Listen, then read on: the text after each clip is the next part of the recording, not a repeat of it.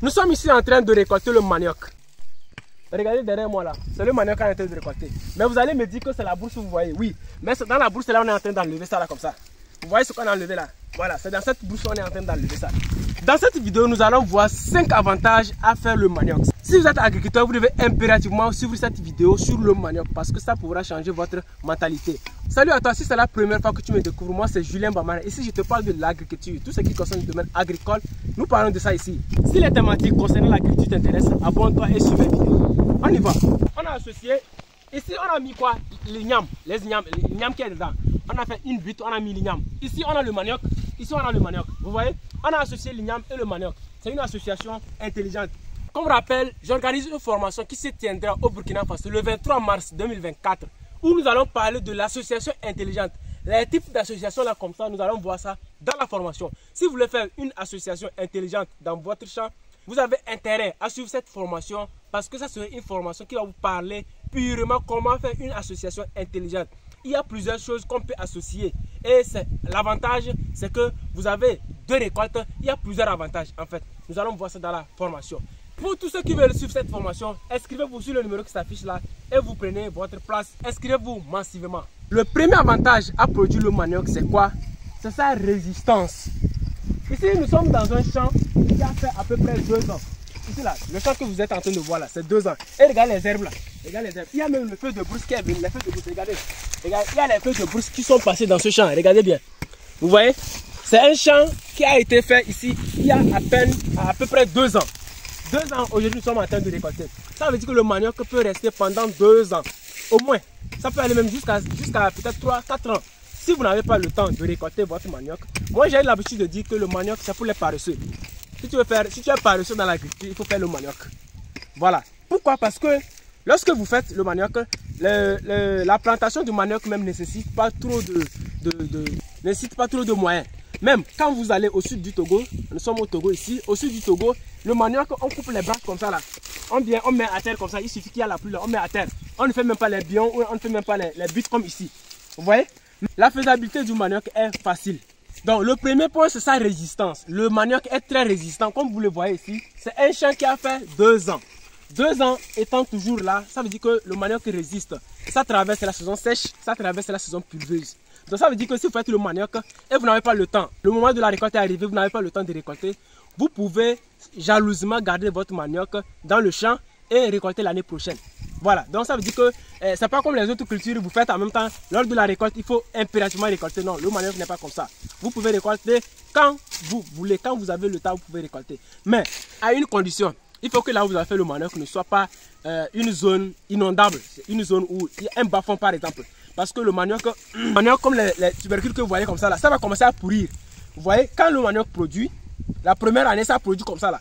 La deuxième année, s'il y a l'eau, ça va pourrir. Le manioc là, va pourrir et ça va sortir les nouvelles tubercules. Vous voyez, non? Donc ça veut dire que si vous avez fait votre champ dans un milieu inondable, dans un bas-fond, la première année, quand ça va produire comme ça, si vous n'avez pas récolté, ça va pourrir et ça va refaire les nouveaux, comme ça, là, comme ça. Ça était en train de faire un nouveau. Vous voyez, non? Donc, on va creuser lui là pour voir. Voilà.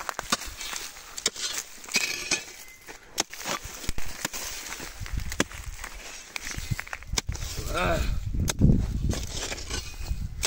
C'est un petit, hein, c'est un petit.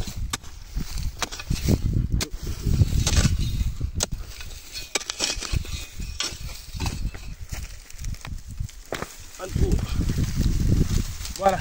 Vous voyez ça là? Ce que nous avons enlevé dans les herbes ici. Il faut venir les montrer. Regardez. Regardez ça là. C'est tubercule. Regardez. Vous voyez?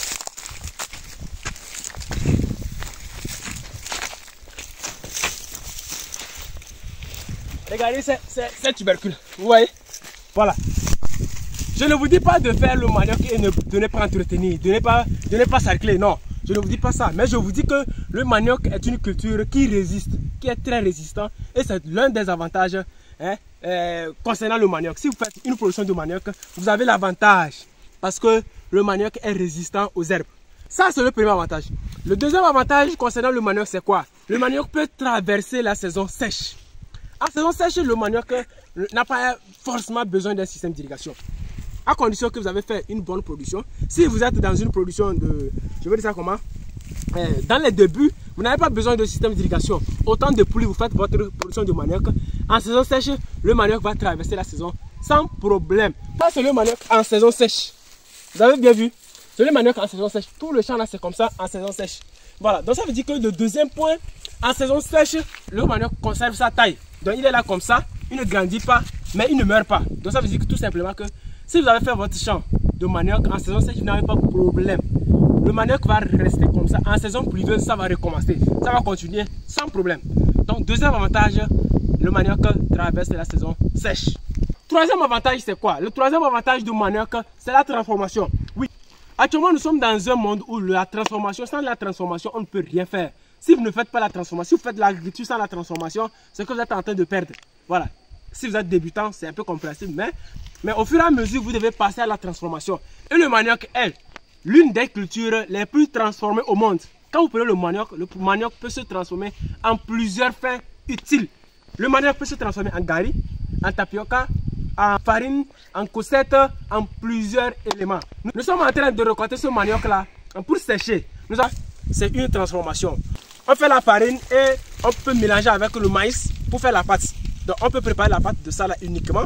On peut faire aussi avec le maïs. Donc on sèche comme ça. On peut faire le gari, on peut faire le manioc, on peut faire plusieurs choses. Ça c'est le troisième avantage à faire le manioc. C'est sa capacité de se transformer en plusieurs éléments. On peut faire le manioc et transformer en plusieurs éléments. Troisième avantage. Quatrième avantage, c'est que le manioc peut être associé à plusieurs cultures. Par exemple, nous sommes ici dans un champ d'igname. Regardez ça là, c'est un champ d'igname. Mais nous avons fait quoi? Nous avons mis le manioc. Regardez ici. Ça c'est le manioc. Et vous êtes en train de voir toute la ligne là, c'est le manioc. Regardez par ici aussi, c'est le manioc. Vous voyez?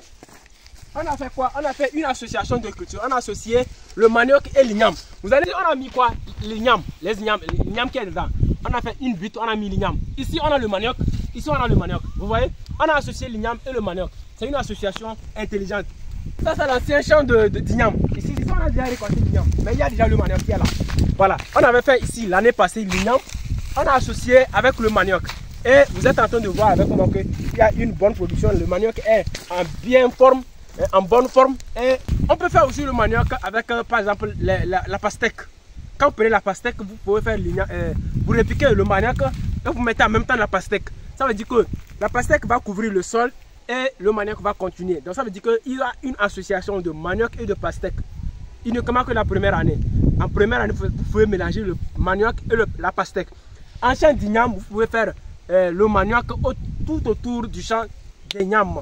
Ça veut dire tout simplement que vous pouvez associer le manioc avec plusieurs cultures et c'est un avantage. Donc c'est le quatrième point. Le cinquième avantage du manioc, c'est quoi? C'est sa capacité à accepter les sols. Si vous êtes en train de faire l'igname quelque part, ça veut dire que le manioc va réussir là-bas. Si vous êtes en train de faire patate douce quelque part, ça veut dire que le manioc va réussir là-bas. Le manioc réussit à 95% des sols qui sont acceptables aux autres cultures. C'est-à-dire, s'il y a une culture qui réussit quelque part, ça veut dire que le manioc à 95% peut réussir. Vous pouvez faire le manioc dans 95% des sols qui peuvent accepter d'autres cultures. J'ai dit les sols qui peuvent accepter les autres cultures.